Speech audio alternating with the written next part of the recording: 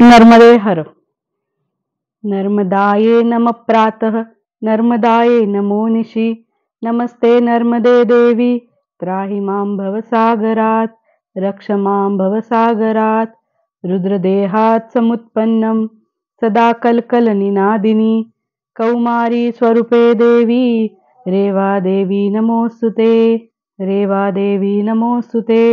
रेवा देवी नमोऽस्तुते. मात श्री नर्मदे हर. नर्मदे हर. नर्मदे हर. नर्मदे हर. काल हर, दुःख हर, शोक हर, मोह हर, अहंकार हर, गर्व हर. मात श्री नर्मदे हर. नर्मदे हर. नर्मदे हर. जिंदगी भर, जिंदगी भर, जिंदगी भर. तर अशा प्रकारे आज आपण वाहनाद्वारे नर्मदा परिक्रमेला सुरुवात केलेली आहे.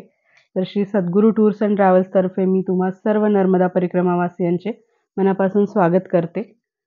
सर्वप्रथम मी नर्मदा मैयेच्या निश्चल निर्मल जलधारेला प्रणाम करते.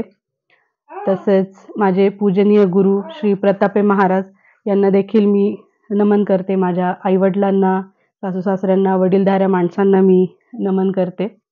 त्याचबरोबर नर्मदेच्या दोन्ही तटांना, दक्षिण तट, उत्तर तट, तिच्या प्रत्येक तीराला, तिच्या प्रत्येक तीरावरील तीर्थक्षेत्रातील सर्व देवी देवतांना, पायी परिक्रमावासियांना, वाहनातील परिक्रमावासियांना सर्वांना मी नमस्कार करून नर्मदा मैयेकडेच प्रार्थना करते की हे जे नर्मदा पुराण कथन मी तिचंच वर्णन जे करणार आहे ते तीच माझ्याकडून व्यवस्थितपणे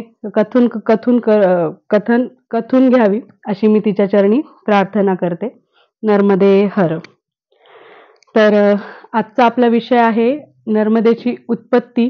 ती कुठे कशी प्रकट झाली, तिचं या पृथ्वी तलावावर येण्यामागचं काय कारण होतं,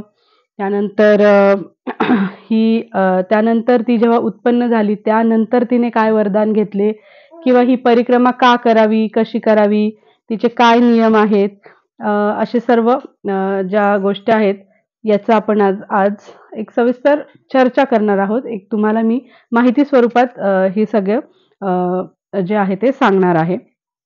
सर्वांना सर्वात प्रथम नर्मदे हर. मी आता सुरू करते. नर्मदा मैयेच्या उत्पत्तीची कथा मी तुम्हाला सुरू करते. तत्पूर्वी जी आहे ती नर्मदा परिक्रमा का करावी हे एक थोडक्यात सांगते की नर्मदा मैयेला मोक्षदायिनी असं म्हणतात. तर आपल्या जीवनामध्ये जे आपल्या हातून कळत नकळत जे काही पाप झालेले असतात, तर या पापांचं क्षालन होण्यासाठी, पापक्षालन होण्यासाठी आणि आपली मोक्षाची वाट म्हणजे आपण मोक्षाच्या वाटेकडे आपण जाऊ यासाठी ही नर्मदा परिक्रमा केली जाते. त्याचे अनेक नियम आहेत नर्मदा परिक्रमेचे.